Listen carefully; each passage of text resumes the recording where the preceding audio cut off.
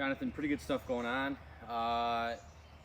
Obviously those shorter irons are going to be easier to hit, so you're seeing the results from the shorter irons a lot easier than when, I'm assuming probably when you get to 6, 5, 4 iron, and then obviously the woods are tough, but I would look to the first part of your takeaway. So I would say that you are rotating your hips. I would probably say, close to enough, but I don't think it's very functional, if that makes sense. And I'll explain now where when you swing back, you do need to change the flex in your knees to allow your pelvis to rotate without shifting back or forth, right? So if I rotate my pelvis, I just want to keep it in the same spot when I rotate rather than shifting it one way or the other and rotating. And that's how you do that, is by changing the flex in your knees. Now, I can change the flex in my knees and not rotate my hips. That would look something like this. If I just go like that when I turn back, I'm not actually rotating my pelvis. So I think that's the first thing that's going to help you, is functional rotation of the pelvis through changing the flex in your knees.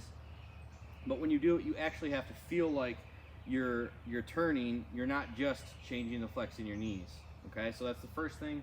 Now, when I'm not rotating, your arms and hands are going to take over and do a lot of the work. So we don't have a lot of rotation to start, and that's when you start to roll the club very inside, and that usually gets you at a relatively steep position at the top. I do think that your top position is manageable, but right now you just can't manage it. So the first thing that I would do is get you to rotate your pelvis more in the backswing through straightening your right leg, flexing your left leg. I do think you do that to some extent.